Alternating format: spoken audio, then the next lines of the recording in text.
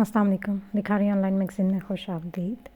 سرمئی رنگ آشنائی کے ایمن خان آپ حسن گھر پر نہیں ہے، وہ تیزی سے ہکلاتے ہوئے بولی تھی۔ دماغ کو چکا چوندھ رکھنا اس لمحے شاید ضروری تھا، اس لیے وہ حاضر دماغ اور تنے ہوئے اعصاب کے ساتھ اس کے سامنے کھڑی تھی۔ لہجہ ایک لمحے کے لیے لڑکھڑایا، مگر پھر مضبوطی کے ساتھ وہ اپنی جگہ پر جمی رہی۔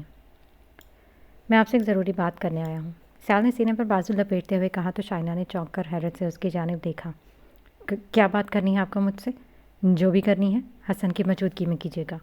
وہ اپنی بات کہہ کر اس کے منہ پر ہی دروازہ بند کرنے والی تھی جب سیال نے دروازے پر مضبوطی سے ہاتھ جما کر اسے بند ہونے سے روکا۔ دیکھیں، بات حسن کے بارے میں ہی ہے، آپ ایک بار سکون سے میری بات سن لیں۔ آپ کو ڈرنے یا گھبرانے کی قطعاً بھی ضرورت نہیں ہے۔ ہاتھ اٹھا کر گویا دوسری جانب سے تسلی دی جا رہی تھی۔ شائنہ نے گہری سانس بھر کر دروازہ چھوڑ دیا تھا۔ میں آپ کو اندر نہیں بلا سکتی، لہٰذا جو بھی بات کرنی ہے یہیں سے کریں، اس نے بازو لپیٹتے ہوئے کہا تو سیال نے گہری سانس بھری۔ آپ کو اندازہ تو ہو ہی گیا ہوگا کہ حسن نے آپ سے شادی محض آپ کے سابقہ شوہر کی دولت کے لیے کی تھی۔ سیال کے جملے پر شائنہ نے حیرت سے اس کی جانب دیکھا تھا۔ یہ تو وہ خیال تھا، وہ سچائی تھی جسے جان کر بھی وہ نظر انداز کر رہی تھی۔ معاشرے میں ایک بار بیوقی کا ٹھپا لگ چکا تھا، اب دوبارہ طلاق یا اختاوا کا داغ وہ اپنے ماتھے پر سجانے کی طاقت نہیں رکھتی تھی، اس لیے خاموشی سے چپ چاپ یہ سچائی کسی کڑوے گھونٹ کی طرح قطرہ قطرہ کر کے حلق میں اتار لی تھی۔ مگر اب یہ حقیقت سیال کے منہ سے سن کر اسے شدید سبکی کا احساس ہوا تھا۔ مطلب اس شخص نے اسے رسوا کرنے میں کوئی کسر نہیں چھوڑی تھی۔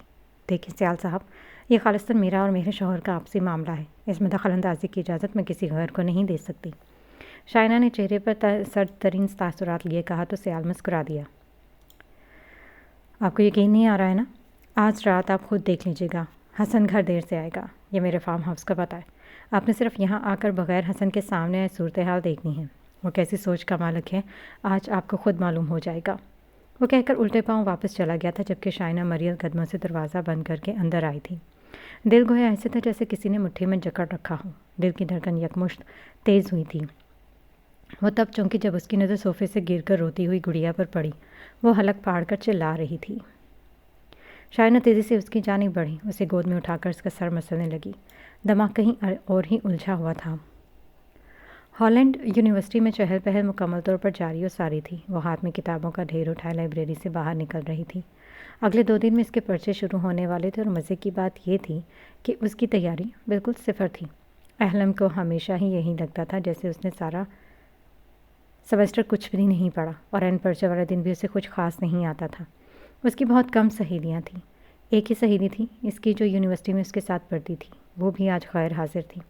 اہلم کتابیں اٹھائے کیفیٹیریا میں آ گئی۔ کچھ دیر کی تلاش کے بعد اسے اپنے بیٹھنے کے لیے قدرے سنسان کونا نظر آ ہی گیا۔ وہ کتابوں کا ڈھیر اٹھا کر دھپ سے کرسی پر بیٹھی اور سر میز پر ٹکا دیا۔ صبح سے مسلسل لائبریری میں پڑھ پڑھ کر اس کا سخت دکھنے لگا تھا۔ لٹریچر کی کلاس بھی وہ اسی چکر میں چھوڑ چکی تھی۔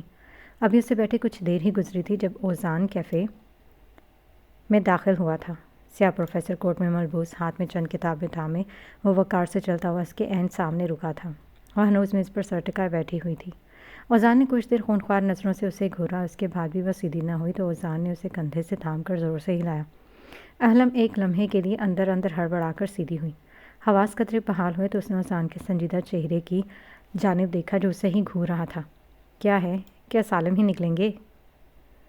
اہلم نے منہ بناتے ہوئے کہا تو وہ اس کے سامنے والی کرسی پر بیٹھ گیا۔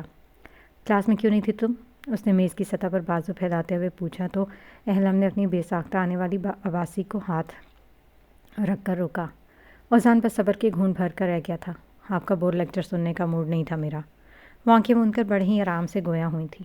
اوزان کو تو مانو اس کی بات پر پتنگے ہی لگ گئے تھے۔ کیا میرا اور بور لیکچر؟ مجھے لگتا ہے اہلم تم شاید شدید نیند میں ہو اس وقت، اس نے اسے گھورتے ہوئے کہا تو اہلم کندھے اچکا گئی۔ تم اتنی نالائق کیوں ہو یا اللہ؟ میں کیا کروں تمہارا؟ کیسے تمہیں یہ سیمسٹر پاس کرواؤں؟ اس کی حالت قابل رحم تھی۔ اہلم نے برا سا منہ بنا کر اس کی جانب دیکھا تھا۔ اب ایسے بھی کوئی نالائق نہیں ہوں، میں اسٹار کبھی نہیں لگوایا، میں نے کھینچ کھونچ کے پاس ہو ہی جاتی ہوں۔ آپ تو ایسے بات کر رہے ہیں جیسے میں گزشتہ سارے سیمسٹروں میں فیل ہوتی ہوئی آ رہی ہوں۔ اہلم نے گردن اکڑا کر کہا تو اوزان بس بڑبڑا کر رہ گیا۔ اتنی نالائق لڑکی سے مجھے شادی کرنی ہے، اگر بابا کو یہ بات پتہ چل گئی تو یقیناً میری حالت بگاڑ دیں گے۔ وہ منہ میں بڑبڑا رہا تھا۔ اہلم اس کی بڑبڑاہٹ سننے کی ناکام کوشش کر رہی تھی مگر بے سود۔ کیا بڑبڑا رہے ہیں بھیا؟ مجھے آواز نہیں آ رہی، اہلم نے بھویں اچکا کر کہا تو اذان ایک دم سیدھا ہو کر بیٹھ گیا۔ نہیں کچھ نہیں، پڑھو، تم کسی قسم کی مدد کی ضرورت ہو تو بندہ حاضر ہے۔ اس نے سینے پر ہاتھ رکھ کر سر کو خم دیا تو وہ سر اس بات میں ہلا گئی۔ وہ کچھ دیر اس کے سامنے بیٹھ کر وہاں سے نکل گیا جبکہ اہلم نے سر جھٹکا تھا۔ آج دوپہر کو وہ تینوں سر جوڑے بیٹھے تھے۔ ان کے سامنے صوفے پر انس تھوڑی طرح ہاتھ جما کر بیٹھا ان تینوں کو انتہائی غور سے دیکھ رہا تھا۔ Dead what's wrong? ڈیڈ کیا ہوا ہے؟ انس نے باری باری ان تینوں کی جانب دیکھا تھا۔ بیٹا آپ کے ڈیڈ آج آپ کی موم کو پٹانے کے لیے جا رہے ہیں، فاتح نے آنکھ دباتے ہوئے کہا تو حبرو نے اسے گھور کر دیکھا جبکہ وہ اذان کہا لگا کر ہنسا تھا۔ واٹ ڈیڈ، آپ وابیسا آنٹی کو میری موم بنا کر لینے جا رہے ہیں؟ وہ چہرے پر مسکراہٹ سجائے جوش سے کہہ رہا تھا۔ فاتح اور اذان اس کی جانب دیکھ کر مسکرائے جبکہ حبرو محض گہری سانس بھر کر رہ گیا تھا۔ میں بس تھوڑا نروس ہو رہا ہوں اذان، میں اس کے ڈیڈ سے بات کیا کروں گا؟ وہ چہرہ اس کی جانب کی جھنجھلاہٹ سے کہہ رہا تھا۔ تجھے اس کے ڈیڈ سے بات کرنے کی نوبت ہی نہیں آئے گی، اس کے ڈیڈ خود ہی تجھ سے بات کر لیں گے۔ خواہ خواہ میں ٹینشن مت لے، سب اللہ پر چھوڑ دے، اگر وہ وسیلے پیدا کرتا ہے تو انہیں منزل تک بھی وہی پہنچاتا ہے۔ اب کی بار فاتح نے کہا تو حبرو نہ چاہتے ہوئے بھی اس بات میں سر ہلا گیا۔ انس تم ماموں کے پاس رہنا، ڈیڈ کچھ دیر میں آ جائیں گے، حبرو نے اسے اپنی جانب بلاتے ہوئے کہا تو انس سر اس بات میں ہلا گیا۔ ڈیڈ آپ میرے لیے موم لے آئیں گے نا، کیونکہ میں نے اپنے فرینڈ سے کہا ہے کہ ایسی کوئی چیز نہیں جو میرے ڈیڈ میرے لیے نہیں لا سکتے۔ اس کی آنکھوں کی چمک بڑی ہوئی تھی۔ حبرو نے اس کی خوبصورت آنکھوں میں جگمگاتا وہ مان دیکھا جو اسے اپنے باپ پر تھا۔ اس نے انس کو بازو سے تھام کر اسے اپنے گھٹنے پر بٹھایا اور اس کے گال چوم لیے۔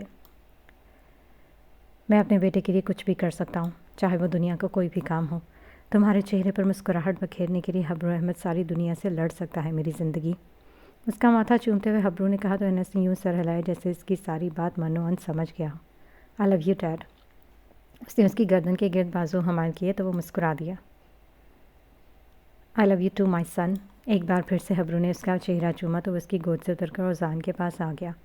جا اب تو ریڈی ہو جا، جلدی سے دیر ہو رہی ہے، وابیسا کے ڈیڈ تیرا انتظار کر رہے ہوں گے۔ فاتح نے اس کے شانے پر ہاتھ رکھتے ہوئے کہا تو وہ اس بات میں سر ہلا کر زینوں کی جانب بڑھ گیا۔ فاتح اور اذان نے دل سے اس کی دائمی خوشیوں کی دعا مانگی تھی۔ بار بار زندگی نئے سرے سے شروع کرنا آسان نہیں ہوتا، اور یہ بات وہ لوگ اچھے سے جانتے تھے۔ ہمیشہ کی ختم کی ہوئی زندگی کو پھر سے معمول کی ڈگر پر لا کر دنیا کے ساتھ شامل ہونا یقیناً مشکل کام ہوتا ہے، اور حبرو احمد کو اپنے بیٹے کے لیے یہ مشکل کام کرنا تھا، اور وہ مجبور بھی تھا۔ وہ نہیں جانتا تھا کہ بچپن سے اس کا بیٹا ایک محرومی کے ساتھ جی رہا ہے۔ اس محرومی کا ادراک ہی اسے اب ہوا تھا جب انس کے دل میں پیوستہ خواہشات لفظوں کا دھوپ دھار کر اس کے سامنے آ چکی تھیں۔ حبرو نے سفید ہائی نیک پر سیاہ جینس کی جیکٹ سیاہ پینٹ کے ساتھ پہنی اور اپنے بھورے بالوں کو کنگھی کر کے کرینے سے جمایا۔ خود پر اچھے سے پرفیوم کا سپرے کر کے اس نے قیمتی گھڑی اپنی کلائی میں باندھی اور خود پر ایک آخری تنقیدی نگاہ ڈال کر واپس مڑ گیا۔ یوں بھی ہونا تھا کہ میں نے لفظ تلاشنے تھے، تمہیں اپنا بنانے کی راہوں کو ہموار کرنا تھا۔ یوں بھی ہونا تھا کہ تمہاری لطافت مانگنے مجھے یوں سچ بن کر تمہارے در پر آنا تھا۔ تمہارے سرپرستوں کے سامنے نگاہیں جھکا کر تمہیں اپنانے کا اجازت نامہ مانگنا تھا۔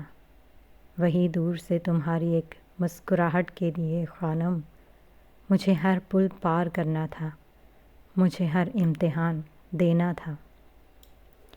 مشرق پر رات گہری ہو رہی تھی۔ اس اندھیرے کمرے میں وہ دونوں ایک دوسرے کے انتہائی قریب بیٹھے ہوئے تھے۔ گولڈن بالوں والی عورت کا سر بخاری کے شانے پر دھرا ہوا تھا۔ بخاری بار بار اس کے سر پر لب رکھ رہا تھا۔ جب جب وہ حرکت کرتا گولڈن بالی والی عورت کھلکھلا اٹھی۔ وقت آور گیا ہے کہ تم میرے احسانوں کا بدلہ چکاؤ جانم۔ بخاری کا لہجہ حد سے زیادہ دھیما تھا، اتنا کہ گولڈن بالی والی عورت کے انتہائی قریب بیٹھنے پر بھی اسے سرگوشی سے زیادہ نہیں سنائی دیا تھا۔ میں تمہارے احسانوں تلے دبی ہوئی ہوں بخاری، عورت کے لہجے سے ہی بے انتہا درجے کی عاجزی جھلک رہی تھی۔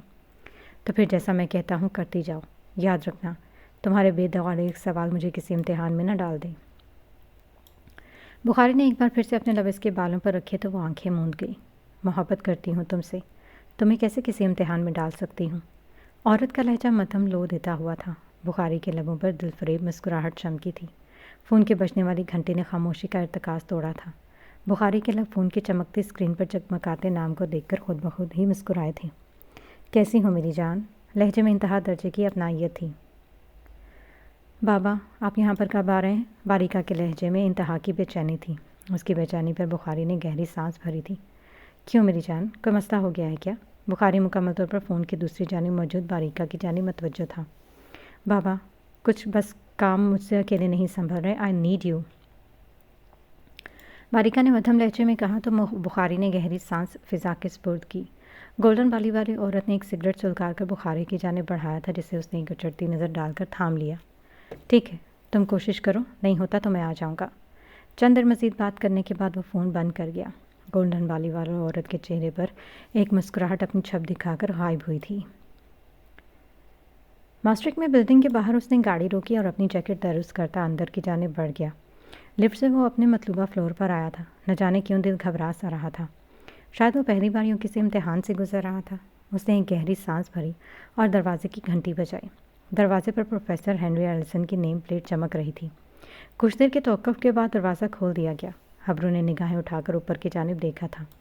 وہ گہرے مرجنڈا رنگ کی اسکرٹ پر نارنجی قمیص پہنے ہوئے تھی۔ گولڈن کرلی بالوں کو اونچی پونلی میں قید کیے ہلکے پھلکے میک اپ کے ساتھ وہ مسکرا کر اس کی جانب دیکھ رہی تھی۔ کیسے ہیں آپ مس وبیسا؟ اسے چہرے پر رسمی مسکراہٹ سجا کر کہا تو وبیسا اس بات میں سر ہلا کر ایک طرف کو ہو گئی۔ ذرا سا جھجک کر وہ اندر آ گیا۔ ہنری ایلسن اور جولیا وہیں لاؤنج میں بیٹھے ہوئے تھے۔ ہلو، اس نے ہنری ایلسن سے ہاتھ ملاتے ہوئے کہا تو وہ سر اس بات میں ہلا گیا۔ جاؤ وبیسا، حبرو کے لیے کچھ لے آؤ، کولڈ ڈرنک لے آؤ بیٹا۔ وہ وبیسا کو کہتے ہوئے خود آرام دہ انداز میں صوفے پر بیٹھ گئے۔ اور بیٹا آج کل کون سی پینٹنگ پر کام کر رہے ہو؟ انہوں نے ٹانگ پر ٹانگ جما کر کہا تو ایک دم سیدھا ہو کر بیٹھ گیا۔ بس پینٹنگس تو چلتی رہتی ہیں، کبھی کوئی تو کبھی کوئی، آپ بتائیے۔ اس نے مسکرا کر کہا تو ہنری مسکرا دیا۔ تب تک وبیسا ٹرے میں کولڈ ڈرنک کے گلاس رکھے باہر نکلی تھی۔ اس نے ٹرے حبرو کے سامنے کی تو اس نے شکریہ کہہ کر ایک گلاس اٹھا لیا۔ میں کھانا لگاتی ہوں، جولیا کہتے ہوئے کچن کی جانب بڑھی تھی، جبکہ وبیسا اندر ویا کے پاس آئی تھی جو اسٹڈی ٹیبل پر بیٹھی کچھ لکھنے میں مصروف تھی۔ ویا چندا، باہر مہمان ہے، کیا تم ان سے ملو گی؟ اس نے ویا کے بالوں میں ہاتھ چلاتے ہوئے کہا تو ویا نے سر اٹھا کر اس کی جانب دیکھا۔ کون آیا ہے؟ ویا کے چہرے پر حیرت تھی۔ وبیسا اس کی جانب دیکھ کر ذرا سا مسکرائی۔ کوئی بہت ہی خاص مہمان ہے۔ وبیسا کے چہرے پر سرخی چھلکی تو ویا مسکرا دی۔ کیا تم شادی کر رہی ہو بیبی؟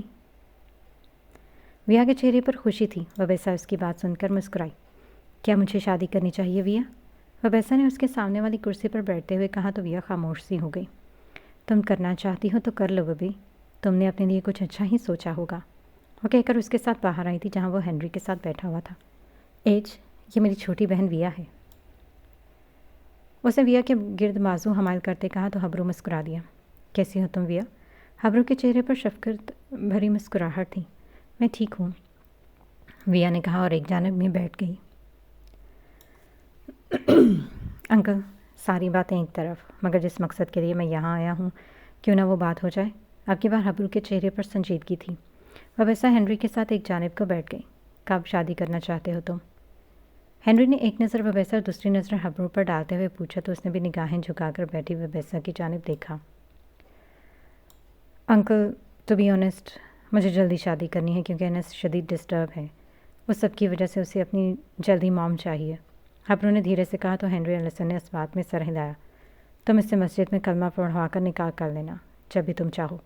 ان کی بات پر حبرو اپنی جگہ پر ساکت و جامد رہ گیا۔ وہ ایک کرسچن ہو کر نکاح اور کلمے کے بارے میں اتنا کیسے جانتے تھے؟ آپ کو کوئی پرابلم نہیں ہے ان کے مسلم ہونے پر؟ وہ حیرت زدہ سا ان سے پوچھ رہا تھا جن کے چہرے پر ہلکی سی مسکراہٹ تھی۔ بیٹا، ہر باپ کی خواہش ہوتی ہے کہ اس کی بیٹی کی شادی ایک پاکیزہ خون رکھنے والے سے ہو۔ جب یہ میرے پاس شادی کی بات کرنے آئی تھی، میرا پہلا سوال جانتے ہو کیا تھا؟ انہوں نے کچھ دیر اس کے چہرے کی جانب دیکھا اور پھر سے گویا ہوئے۔ یہی کہ کیا تم کسی انگریز سے شادی کرنے والی ہو؟ اور یقین کرو، جب تک اس کا جواب نہیں سن لیا میرا سانس میرے حلق میں ہی اٹکا رہا۔ جب اس نے کہا کہ وہ کوئی مسلم ہے تو میں ایک دم سے پرسکون سا ہو گیا۔ وبیسا اور حبرو دونوں کی توجہ مکمل طور پر ہنری ایلسن کی جانب ہی تھی۔ ہر باپ کا خواب ہوتا ہے کہ اس کی بیٹی کسی محفوظ ہاتھوں میں جائے، کسی ایسے کے جو اسے تحفظ دے سکے اپنے ساتھ بسا کر رکھ سکے، مگر افسوس انگریزوں میں وفا نہیں ہوتی۔ اس لیے میں ایک مسلمان کے ساتھ اپنی بیٹی کی شادی کرنا چاہتا تھا۔ باقی اچھے برے لوگ ہر مذہب کا حصہ ہوتے ہیں۔ بولتے ہوئے ان کا لہجہ بڑا ہی گھبرایا ہوا تھا۔ وہ اپنے چہرے پر چمکتی ننھی پسندے کی بوندوں کو بار بار ہاتھ مار کر صاف کرتے رہے۔ ٹھیک ہے انکل، میں کچھ دیر ویسا سے مل کر آپ کو ڈیٹ بتا دینا چاہتا ہوں۔ اسے صوفے سے اٹھتے ہوئے کہا تو وہ ویسا اس کے پیچھے ہی بار بالکنی میں آئی تھی۔ دونوں کے درمیان طویل خاموشی تھی۔ بالکنی سے ماسٹر ایک کی بھاگتی دوڑتی زندگی دکھائی دے رہی تھی۔ تو بولے وہ ویسا، آپ کب شادی کرنا چاہتی ہیں؟ اس کے چہرے کی جانب دیکھتے حبرو نے پوچھا تو وہ ہولے سے مسکرا دی۔ جلد از جلد، میری طرف سے بے شک آپ کمنگ ویک میں رکھ لیں۔ وہ ویسا کے چہرے پر دھیمی مسکراہٹ تھی۔ حبرو نے گہری سانس بھری۔ ٹھیک ہے، جیسے آپ کو ٹھیک لگے، اور کچھ چاہیے ہو تو مجھے ضرور بتائیے گا۔ وہ کہہ کر مڑنے ہی والا تھا جب وبیسا کی پکار پر ایک دم سے ٹھہر گیا۔ کیا آپ مجھے شادی پر پہننے کے لیے اپنی مرضی کا ڈریس دلا سکتے ہیں؟ میں مسلم کلچر کی دلہن بننا چاہتی ہوں۔ اسے نگاہیں جھکا کر کہا تو وہ نہ چاہتے ہوئے بھی حبرو مسکرا دیا، مگر بنا اس کی بات کا کوئی جواب دیا وہ باہر نکل گیا۔ ہنری ایلیسن اور جولیا سے چند رسمی جملوں کے تبادلے کے بعد وہ وہاں سے باہر آ گیا۔ اس کا رخ پھر سے ایمسٹرڈیم کی جانب تھا۔ وہ بالکنی میں کھڑی اسے گاڑی میں بیٹھ کر جاتے ہوئے دیکھ رہی تھی۔ دل نے ایک بیٹ مس کی تھی۔ جو رشتہ احساس سے شروع ہوا تھا وہ بہت جلد محبت میں ڈھلنے والا تھا۔ لاہور پر رات اپنے پورے جوبن پر ڈھل رہی تھی۔ سخت سردی میں فضا سناٹے سے بھرپور تھی۔ ہر ذی نفس سردی سے بچنے کے لیے اپنے اپنے بستروں میں دبکا بیٹھا تھا۔ ایسے میں وہ تنہا تھی جو شدید اضطراب کے عالم میں ٹہل رہی تھی۔ اپنے گرد اچھے سے شال لپیٹے اس نے گویا خود کو سردی سے محفوظ رکھنے کی کوشش کی تھی۔ اس نے دھیرے دھیرے قدم گڑیا کے کمرے کی جانب بڑھائے تھے۔ دروازہ ذرا سا دھکیلا تو اندر کا منظر واضح دکھائی دے گیا۔ گڑیا اندر آرام سے لحاف اوڑھے سو رہی تھی۔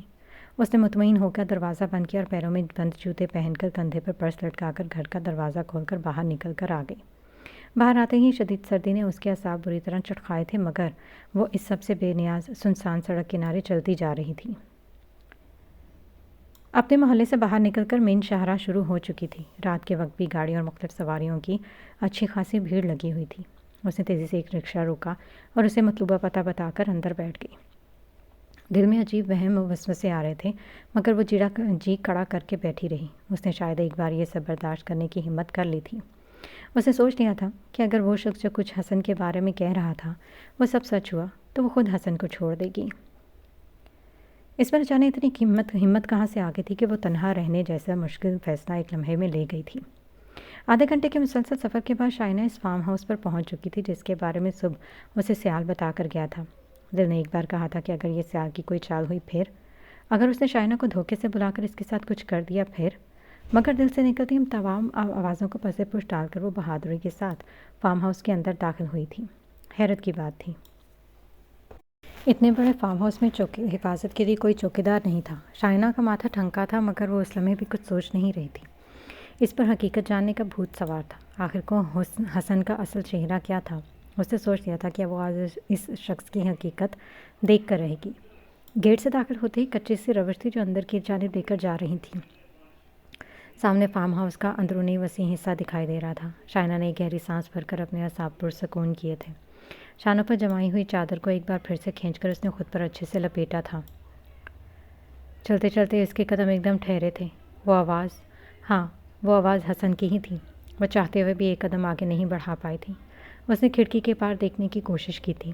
نیم اندھیرے میں بیٹھے ان دو ہیولوں میں سے ایک یقیناً ہیولا حسن کا تھا، دوسرا کون تھا؟ شائنہ وہیں پر جمی ہوئی رہ گئی۔ مدھم روشنی کی لکیریں ان کے درمیان رکھے ہوئے میز پر پھوٹی تو ڈھیر سارے کاغذات دکھائی دیے۔ ان کاغذات پر دستخط کر دو۔ وہ آواز شائنہ کو جانی پہچانی لگی تھی۔ دماغ پر زور ڈالنے پر وہ لہجہ اور آواز اس کے ذہن کے پردے پر تازہ دم ہو گئی۔ تم اتنا بڑا سودا کر رہے ہو؟ حسن کی آواز ابھری تو شائنہ نے اپنے لبوں پر ہاتھ رکھ کر خود کو بولنے سے باز رکھا۔ سوچ لو، کہا تھا نا تم سے کہ تمہاری بیوی تمہارے لیے ایک سونے کی چڑیا ہے۔ اب وقت آ گیا ہے کہ سونے کی چڑیا کو بیچ کر اپنی ضروریات پوری کی جائے۔ مقابل کے گھٹیا ترین بات پر شائنہ کو شدید تاؤ آیا تھا۔ ہاں، پر کیا یہ ٹھیک ہے؟ حسن کے لہجے میں شائنہ خوف واضح محسوس کر سکتی تھی۔ ٹھیک غلط کو چھوڑو، تم یہ سوچو کہ تمہیں اس لمحے اپنا خواب پورا کرنے کے لیے پیسوں کی ضرورت ہے، اور تمہیں میرے علاوہ کوئی پیسے نہیں دے سکتا۔ یہ تم بھی اچھے سے جانتے ہو۔ मुकाबिल का लहजा पर यकीन था। शाइना के दिल की धड़कन रुक कर उभरी थी। उसे यूँ महसूस हुआ था जैसे कोई इसके जिस्म से उसकी रूह खींच रहा हो। उसे हसन के जवाब का इंतज़ार था। शायद इस ज़िंदगी में कभी उसने इस शिद्दत से दुआ मांगी थी जिस शिद्दत से वो इस लम्हे मांग रही थी। मगर ज़रूरी नहीं होता हर दुआ पूरी कर दी जाए। ठीक है, मैं तैयार हूँ। हसन की लड़खड़ाती आवाज़ ने उसके जुड़े हुए हाथों को उसके पहलू में गिरा दिया था। उसने बंद की हुई आंखों को खोलकर रूह फरसा मंजर देखा था। यहाँ दस्तखत कर दो। कागजात उसके सामने सरकाए गए तो उसने एक लम्हे के लिए कागजात की जानिब देखा और फिर अपने सामने बैठे हुए इस शख्स को जो इसकी डोरें हिला रहा था। शाइना का दिल चाह रहा था कि जाकर हसन का गिरेबान थाम कर उसे झंझोड़ डाले कि क्या वो ये क्या करने जा रहा है। क्या इसका ज़मीर मर चुका है जो वह गैर मर्द से अपनी बीवी का सौदा कर रहा है। मगर वो चाहकर भी अपनी जगह से 1 इंच नहीं हिल पाई थी। वो नहीं जानती थी जिन कागजात पर हसन दस्तखत कर रहा है इनमें क्या है, मगर उसे अपना दिल बंद होता हुआ महसूस हो रहा था। सर भारी हो रहा था। चंद लम्हों में ही वो होश से बेगाना हो गई। फिज़ा में अंधेरा बढ़ रहा था। एम्स्टरडैम पर रात गहरी हो रही थी। वो पार्किंग लॉट में अपनी गाड़ी पार्क करके इमारत के अंदर दाखिल हुआ था। लिफ्ट से ऊपर आकर उसने मतलूबा दरवाजे पर चाबी लगाकर अभी खोला ही था कि सामने ही सोफे पर ओजान और एनस को सोते हुए पाया। ओजान सोफे की पुर्श से सर टिकाकर सोया हुआ था जबकि एनस का सर इसकी गोद में था। दरवाज़ा खुलने की आवाज़ पर ओजान हड़बड़ाकर जागा था। तो आ गया जल्दी, बता क्या बात हुई। कसम से इंतज़ार करते करते मुझे नींद ही आ गई थी। उसने नींद से बोझल आंखें मलते हुए कहा तो हबरू ने गहरी सांस भरी। तो सो जा, सुबह उठकर तफसील जान लेना। हबरू ने उससे कहा तो उसने घूर कर उसकी जानिब देखा। खबरदार जो सुबह सुबह किया तो अभी बता। तेरे लिए हमने अपनी नींदें हराम की और साहब बहादुर सुबह बताएंगे। अब की बार ओजान के बजाय दरवाजे पर खड़े फाते ने कहा था। वो चलकर दरवाजे की जानिब मतवज्जो हुआ। तू भी था यहाँ पर। हबरू ने सर थाम कर सोफे पर बैठते हुए कहा तो उसने दांत नकों से। तो तेरा क्या ख्याल है? तो अपने ससुर से मिलकर आएगा और मैं सूरत हाल जाने बगैर ही सो जाऊँगा। फाते के चेहरे पर चिढ़ाने वाली मुस्कुराहट थी। पहले जाओ मेरे बेटे को इसके बिस्तर पर लटा कर आओ, फिर बताऊँगा।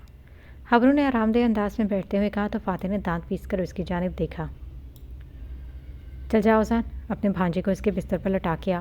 फाते ने हबरू के साथ बैठते हुए कहा तो ओजान ने खूनख्वार तेवर लिए उसकी जानिब देखा। हाँ, मेरा ही भांजा, तेरा तो जैसे कुछ लगता ही नहीं ना। वो दोनों शुरू हुए तो हबरू ने बारी बारी दोनों की जानिब देखा और फिर आगे बढ़कर एनस को गोद में उठाकर चूम लिया। दफ़ा हो जाओ, न चचा किसी काम का और ना ही मामा किसी काम का। वो उसे उठाकर सीढ़ियों की जानिब बढ़ गया जबकि वो दोनों बस मुंह खोले उसकी जानिब देखते रह गए। वो समझ चुके थे कि अब हबरू इन लोगों को कुछ नहीं बताएगा। देख ज़रा फाते, तेरी वजह से अपना दामन बचा कर निकल गया। ओजान ने कहा तो फाते ने घूर कर उसकी जानिब देखा। मेरी या तेरी वजह से? बस फिर क्या था। खामोश फिज़ा में रात के आखिरी पहर इन दोनों का ना ख़त्म होने वाला झगड़ा शुरू हो चुका था। वो अभी अभी यूनिवर्सिटी से वापस आया था। दादा मशीन लगाकर कपड़े धो रहे थे। उसने दादा को कपड़े धोते देखा तो फ़ौरन से पेशतर बैग पहनकर इनकी जानिब आया। आपको मैंने मना किया था ना सुबह कि कपड़े नहीं धोने। आपने, मैं खुद धो लूँगा, मगर आप हैं कि सुनते ही नहीं हैं किसी की। उसने मशीन से कपड़े निकालते हुए साथ रखी बाल्टी में डाले थे। हट जाओ बेटा, अभी थके हुए आए हो, मैं खुद धो लूँगा। अहमद हाशमी ने पीछे हटाने की कोशिश की जो सीने मुड़े मशीन से कपड़े निकाल कर बाल्टी में फेंक रहा था। आप खामोश होकर वहाँ पर बैठ जाएं दादाजी, मैं खुद कर लूँगा। वो इनके सुने बगैर धड़ धड़ कपड़े धो रहा था। अहमद हाशमी सहन में रखी हुई चारपाई पर बैठे गौर से अपने पोते की जानिब देख रहे थे। नई पेंटिंग पर काम कितना कर लिया तुमने गौरेब? वो तस्वीर तो मैं बनाना चाहता था मगर तुमने कहा वो मैं पूरी करूँगा। अहमद हाशमी ने गौर से उसके चेहरे की जानिब देखते हुए कह रहे थे जो मुसलसल मसरूफ़ दिखाई दे रहा था। दादा जान, देखिएगा वो तस्वीर जब मुकम्मल हो जाएगी तो बाज़ार में सबसे ज़्यादा पैसों की बिकेगी। 20 साला गौरेब के लहजे में एक चमक सी थी। उसके लहजे की मजबूती पर अहमद हाशमी मुस्कुराए थे। इन्हें यकीन था कि अगर वो कह रहा है तो कि वो तस्वीर सबसे ज़्यादा पैसों की बिकेगी तो वो बिकेगी। अहमद हाशमी खामोशी से बैठे उसकी जानिब देख रहे थे जो महवियत से कपड़े धो रहा था। गौरेब, तुम्हारी पढ़ाई कितनी रह गई? उन्होंने अपनी जगह से उठकर उसके नज़दीक आते हुए कहा तो उसने सारे कपड़े बाल्टी में डालकर इनकी जानिब देखा। बस दादा जान, 2 साल की मज़ीद रह गई है। बाल्टी से कपड़े निकाल कर रस्सी पर फैलाते हुए उसने कहा तो वो सर हिलाकर मुस्कुरा दिए। अहमद हाशमी काफ़ी गौर से इसका चेहरा देखते रहे और फिर सर झटक कर अंदर की जानिब बढ़ गए। कुछ तो था जो अहमद हाशमी को खटक रहा था। गौरेब ने कुछ देर वहीं खड़े उनकी पूछ देखी और फिर से अपने काम में मसरूफ़ हो गया। एम्स्टरडैम पर आज बादलों भरी सुबह उतरी थी। बादलों ने पूरे एम्स्टरडैम को अपनी लपेट में लिया हुआ था। कुछ काले बादल थे तो कुछ गदले से बादल आसमान पर चारों ओर फैले हुए थे। वो सफेद ट्रैक सूट में मलबूस, कानों में ब्लूटूथ लगाए, हाथ में पानी की बोतल थामे ट्रैक पर भाग रहा था। जेब में रखा हुआ इसका फ़ोन बज रहा था। उसने ब्लूटूथ का बटन दबाकर कॉल उठाई थी। हमेशा की तरह उसके बोलने से पहले ही दूसरी जानिब से बोला गया था। कैसे मजाज हैं जनाब के? आज दूसरी जानिब का लहजा इंतहाई हल्का फुल्का था। बहुत अरसे बाद वो इस लहजे में यूं ठहराव देख रहा था, वरना बेचैनी इस लहजे का खासा हुआ करती है।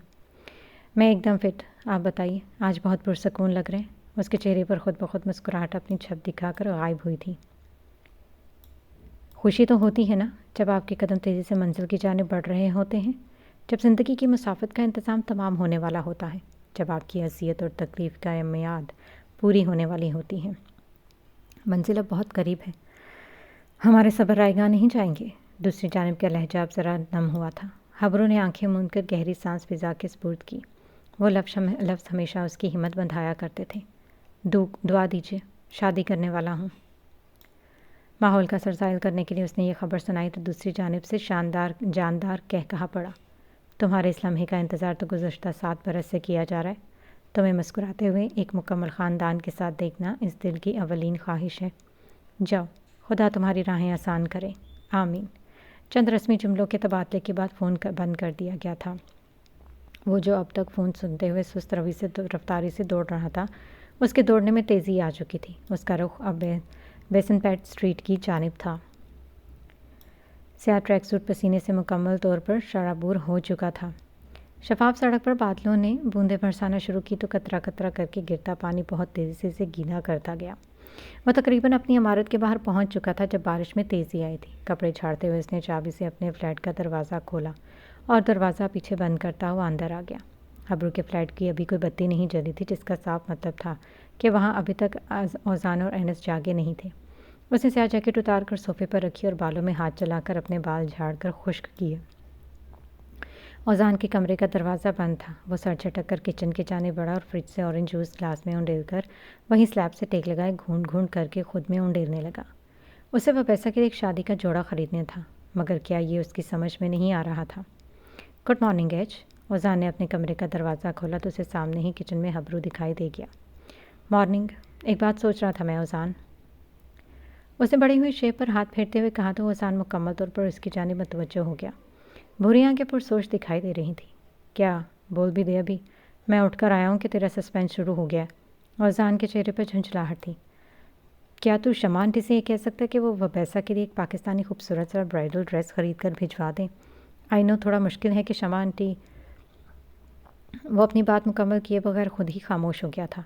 औजान की आंखों में एक लम्हे को वीरानी उतरी थी, मगर वो फिर बड़ी ही रसानियत से अपनी आंखों में उभरते इन तासुरात को छुपा गया था। तो फिक्र मत कर, वो भिजवा देंगी। औजान ने उसके कंधे पर हाथ रखते हुए कहा तो हबरू खामोश सा हो गया। दरवाजे पर बजने वाली घंटी ने माहौल का असर ज़ाहिर किया था। मैं देखता हूँ, औजान कहता हुआ दरवाजे की जानिब बढ़ा था। जो ही उसने दरवाज़ा खोला, सामने हाथों में ट्रे लिए खड़े अहलम को देखकर उसने शरारत से बाजू सीने पर बांधे थे। उसके चेहरे को निगाहों के हिसार में लिया वो बिना कुछ कहे वहीं खड़ा था। अब हट भी जाएं आगे से कि यहीं खड़े खड़े नज़रों ही नज़रों में मार डालेंगे। अहलम के चेहरे पर बेजारी थी, जबकि इसकी बात पर औजान कहकहा लगाकर हंसा था। हैरत है, आज नालायक लोग सुबह ही सुबह हमारे दहलीज पर आ पहुँचे हैं। उसने उसे हमेशा वाला नालायकी का ताना दिया तो अहलम ने घूर कर उनकी जानिब देखा, फिर उसे कंधे से पीछे हटाती हुई खुद ही अंदर आ गई, जहाँ हबरू अब तक किचन में ही खड़ा था, मगर अब की बात उसके साथ एनस भी मौजूद था। गुड मॉर्निंग एज भाई। उसने आटते ही ट्रे शेल्फ पर रखी और एनस की जानिब मतवज्जो हुई। चटाचट इसके दोनों गाल चूमकर वो खड़ी हुई थी। अम्मी ने सुबह ही सुबह आपके लिए नाश्ता भिजवाया, कह रही थी कि आज मेरे बेटे को नाश्ता जल्दी दिया, कहीं खुद ही ना बना ले। उसने मुस्कुराते लहजे में कहा तो हबरू भी मुस्कुरा दिया। ताहिरा आंटी को मेरा शुक्रिया बोलना। उसने ट्रे से रुमाल उठाते हुए कहा तो अहलम ने इस बात में सर हिला दिया। वो तो मैं बोल ही दूंगी, पहले आप ज़रा ये बताएं कि कल की मीटिंग कैसी रही? कैसी हैं भाभी, मुझे भी देखनी है। उसने एक मिन्नत भरे लहजे में कहा तो हबरू मुस्कुरा दिया, जबकि औजान ज़ोर से हंसा था। और मैडम, पहले अपनी असल भाभी तो देख लो, फिर भाई के दोस्तों की बीवियां भी देख लेना। पता नहीं तुम लड़कियों को क्या मसला होता है, किसी के रिश्ते का सुनती नहीं फ़ौरन तस्वीर देखने पहुंच जाती हैं। اوزان نے کسی چالاک عورت کی طرح آنکھیں گھماتے ہوئے کہا تو اہلم نے پھاڑ کھانے والے نظروں سے اس کی جانب دیکھا۔ آپ تو چپ ہی رہیں، ایویں بیگانی شادی میں عبداللہ دیوانہ ہوئے جا رہا ہے۔ ان دونوں کی نوک جھوک سے ایک جانب کو کھڑے انس اور حبرو خوب محظوظ ہو رہے تھے۔ وہی شرم کرو، لڑکی تمہارا استاد ہوں، کیسے زبان چلا رہی ہوں؟ وہ کانوں کو ہاتھ لگاتے ہوئے گویا ہوا تو اہلم نے دانت پیس کر اس کی جانب دیکھا۔ استاد بس یونیورسٹی میں ہیں آپ اوزان صاحب، یہاں گھر میں آپ اوزان اور میں اہلم۔ چلتی ہوں بھائی، تصویر دکھانی مت بھولیے گا۔ وہ کہتے ہوئے دروازے کی جانب بڑھ کے جبکہ اوزان کتنی ہی دیر اس کی پشت کو ساکن نظروں سے دیکھتا رہا۔ چلی گئی ہے، واپس آ جا۔ حبرو نے اس کے سامنے چٹکی بجائی تو وہ ہوش میں واپس آیا۔ اس کے بھائی کو پتہ چل گیا نا کہ تو اس کی بہن کو یہ دودھے پھاڑ پھاڑ کر دیکھتا ہے، تو اس نے ساری دوستی کا لحاظ بلائے طاق رکھ کر تیری کوٹ لگا دینی ہے۔ حبرو نے اوزان کو ایک بڑا ہی خطرناک نظارہ دکھانے کی کوشش کی تھی۔ اور اگر باریکا کے باپ کو پتہ چل گیا نا کہ اہلم کا پیارا بھائی فاتح کن چکروں میں ہے تو اس نے اسے دنیا سے ہی رخصت کر دینا ہے۔ وہی کہتے ہوئے کرسی گھسیٹ کر بیٹھ گیا تھا۔ ناشتے کی اشتہا انگیز خوشبو اب اس کی برداشت سے باہر ہو رہی تھی۔ جی چاہتا ہے طاہرہ آنٹی کے ہاتھ چوم لوں، اسے انگلیوں کی مٹھی بنا کر ہونٹوں سے لگاتے ہوئے کہا تو حبرو ہنس دیا۔ یہ ناشتہ بھیجا طاہرہ آنٹی نے ہے مگر بنایا اہلم نے ہے، اب آپ اس کے ہاتھ چومنے نہ پہنچ جائیے گا۔ ناشتے سے انصاف کرتے ہوئے اس نے کہا تو اوزان چپ سا ہو گیا جبکہ حبرو مسلسل ہنس رہا تھا۔ وہ آج صبح سے ہی نکسک سا تیار پینوراما ٹاؤن میں موجود اپنے دفتر پہنچا تھا۔ اس کا دھیان کام سے زیادہ باریکا کی آمد پر اٹکا ہوا تھا۔ وہ اب تک دفتر نہیں آئی تھی، اب تو فاتح کو بے چینی شروع ہو گئی تھی۔ پتہ نہیں اس نے بخاری سے یہاں آنے کے بارے میں بات کی بھی تھی کہ نہیں۔ اس نے اپنا سر میز پر ٹکا کر کچھ دیر کے لیے خود کو پرسکون کرنے کی کوشش کی۔ حبرو کا کھیل اس کی سمجھ سے بالاتر تھا مگر وہ پھر بھی آنکھیں بند کر کے اس پر بھروسہ کرنے کو تیار تھا۔ اس نے گہری سانس بھر کر میز پر رکھا گیا فون اٹھایا اور باریکا کے نمبر پر کال کی تھی۔ تقریباً تیسری بیل پر اس کی جانب سے فون اٹھا لیا گیا۔ فون کے اس پر باریکا کی سوئی ہوئی آواز ابھری تو فاتح حقیقی معنوں میں پریشان ہوا تھا۔ تمہاری تو طبیعت تو ٹھیک ہے نا؟ بنا سلام دعا کے اس نے سیدھا یہی سوال کیا تھا۔ دوسری جانب کی خاموشی اس کی بے چینی میں مزید اضافہ کر رہی تھی۔ بس طبیعت کچھ اپسیٹ ہے، میں آج نہیں آ پاؤں گی، تم سنبھال لینا۔ اس کا لہجہ بسار کن تھا۔ فاتح نے اس کی کیفیت سمجھنے کی کوشش کی تھی۔ تم چاہو تو مجھے بتا سکتی ہو۔ اس نے اپنی جانب سے اسے پیشکش کی تھی مگر دوسری جانب سے بنا توقف کے انکار کیا گیا تھا۔ اب کے بعد اس نے مزید کریدنے کی بجائے فون بند کر دیا۔ فون بند کرتے ہی کچھ دیر سوچنے کے بعد اس نے حبرو کو فون ملایا۔ حبرو احمد تو پہلی بیل پر ہی فون اٹھا لیا کرتا تھا۔ ہاں بول فاتح۔ وہ اسٹوڈیو میں موجود اپنی ایک پینٹنگ پر کام کر رہا تھا جب اسے فاتح کا فون آیا۔ باریکا آج دفتر نہیں آئی، اسے فون کرنے پر معلوم ہوا ہے کہ وہ بیمار ہے۔ باقی بخاری سے اس نے یہاں آ کر دفتر سنبھالنے کے بارے میں بات کی یا نہیں یہ میں اب تک پتہ نہیں لگا پایا۔ فاتح نے روانی سے اسے حالات کی سنگینی سے آگاہ کیا۔ تو ایک کام کر، آج دفتر کے وقت اچھا سا پھولوں کا گلدستہ لے کر اس کے گھر چلا جا۔ اس کی طبیعت بھی پوچھ لینا اور باتوں باتوں میں وہ بات بھی جس کا جواب جاننے کے لیے ہم دونوں بے چین ہیں۔ حبرو کا لہجہ حد سنجیدہ تھا۔ فاتح کے اس کی بات میں دم لگا اس لیے اس کے مشورے پر عمل کرنے کو راضی ہو گیا۔ دماغ الجھا تو ضرور تھا مگر مستقبل میں ہر الجھن یوں ہی سلجھنے والی تھی۔ کھڑکی کے پردے کے ہٹنے کے باعث سورج کی روشنی چھن کر اس بستر پر پڑی تھی جہاں وہ دنیا و مافیا سے بیگانی سوئی ہوئی تھی۔ لمبے کمر تک آتے خوبصورت بال تکیے پر بکھرے ہوئے تھے۔ بڑی بڑی غلافی آنکھیں اس لمحے پرسکون انداز میں بند تھیں۔ وہ سامنے صوفے پر بیٹھا اپنے نزدیک اس قیامت خیز حسن کو دیکھ رہا تھا۔ اسے جب پہلی بار اس عورت کو دیکھا تھا وہ ایک پہلی نظر میں ہی اس کے دل کی دھڑکن ڈوب کر ابھری تھی۔ زندگی میں جو چاہنا حاصل کر لینا سیال کا پسندیدہ کام تھا۔ شائنہ اس کے پہلی نظر میں ہی اس کے دل کو بھا گئی تھی۔ وہ ہاتھ تھوڑی تلے جما کر وہیں صوفے پر بیٹھا ہوا تھا جب سامنے بستر پر لیٹی ہوئی شائنہ نے آنکھیں کھولی تھی۔ سر بھاری ہو رہا تھا۔ اس نے سر تھام کو خود کو پرسکون کرنے کی کوشش کی تھی۔ گڑیا نیما آنکھوں سے اس نے گڑیا کا نام پکارا تو سیال صوفے سے اٹھ کر اس کے قریب بستر پر آ گیا۔ وہ ٹھیک ہے، تم فکر مت کرو۔ اس نے جھجک کر ہاتھ اس کے سر پر رکھا تو وہ بدک کر پیچھے ہوئی۔ یہ کیا کر رہے ہیں آپ؟ اس نے آنکھیں پھیلا کر پوچھا تو سیال نے ہاتھ اٹھا کر اسے پرسکون کرنے کی کوشش کی۔ اٹس اوکے، ریلیکس، کیا آپ ٹھیک ہیں؟ اس نے چہرے پر تفکر لیے پوچھا تو شائنہ نے دونوں ہاتھوں سے اپنا سر تھاما اور زور سے چیخی تھی۔ اللہ تمہیں غارت کرے حسن، وہ ہذیانی انداز میں چیخی تھی۔ سیال اس کی حالت پر بس خاموش ہو کر رہ گیا تھا۔ ریلیکس شائنہ، اس گھٹیا انسان کے لیے تم خود کو کیوں تھکا رہی ہو؟ سیال نے سائڈ میں سے پانی کا گلاس اٹھا کر اسے تھمایا تو وہ گھونٹ گھونٹ کر کے حلق میں اتارنے لگی۔ مجھے گھر جانا ہے، اس نے نم لہجے میں کہا تو سیال نے گہری سانس بھری۔ تم گھر نہیں جا سکتی ہو شائنہ، کیونکہ وہ گھر اب حسن کا ہے۔ سیال کی بات پر اسے لگا جیسے کسی نے اس کے پیروں تلے زمین کھینچ لی ہو۔ وہ بلاج کا گھر تھا، میرا گھر تھا، گڑیا کا گھر تھا، پھر کیسے حسن وہ گھر لے سکتا ہے؟ شائنہ کو سمجھ میں نہیں آ رہا تھا کہ وہ کیا کرے۔ بے سر و سامان کیسے ہوا جاتا ہے اسے آج معلوم ہوا تھا۔ بلاج جاتے ہوئے بھی اس کے لیے اپنا گھر چھوڑ کر گیا تھا تاکہ وہ سکون سے اپنی چھت تلے بیٹھ کر زندگی گزار سکے، مگر جو چال سیال نے چلی تھی اس چال سے شائنہ ناواقف تھی۔ اونٹ کروٹ کس کروڑ بیٹھتا ہے اس بات سے سب انجان تھے۔ لاہور میں ارباز ولا میں شام کی چائے چل رہی تھی۔ وہ لان میں بیٹھی ہوئی چائے پی رہی تھی۔ موسم سہانا تھا۔ میز پر رکھا ہوا فون بجا تو شمع بیگم نے فون اٹھا کر دیکھا تو اذان کی ویڈیو کال آ رہی تھی۔ شمع بیگم کے لبوں پر مسکراہٹ رنگی اور انہوں نے میز سے فون اٹھا کر سامنے کیا۔ اذان نے مسکرا کر انہیں سلام کیا۔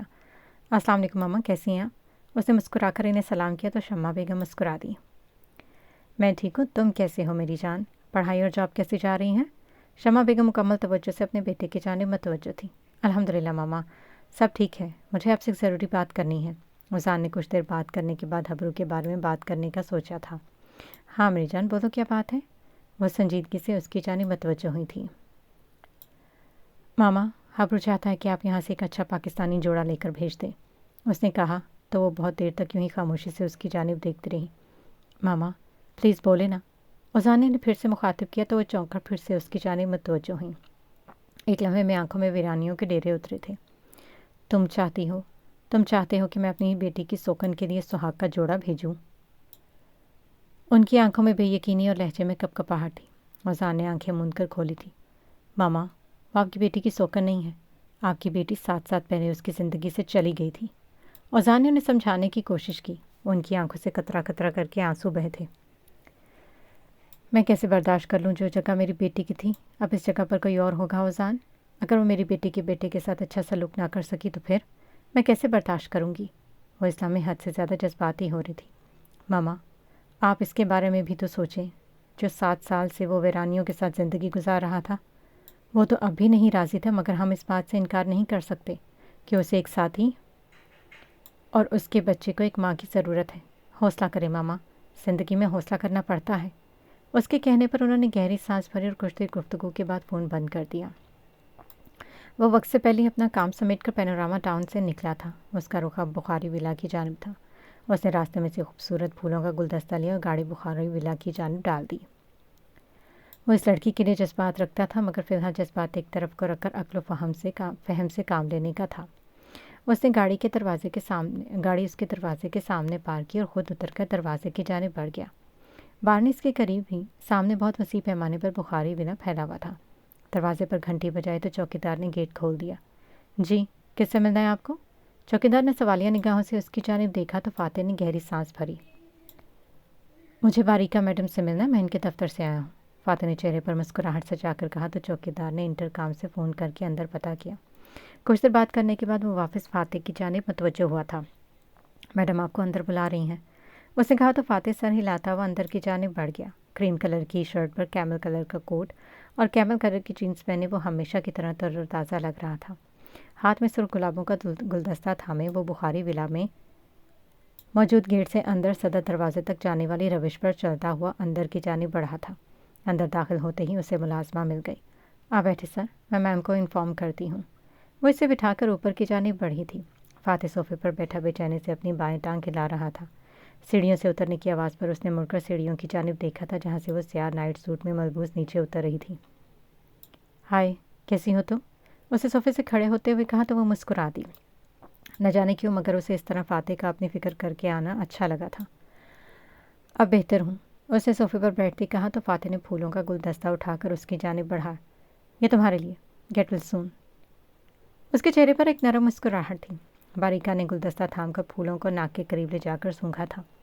بہت پیارے ہیں، تمہارا بہت شکریہ۔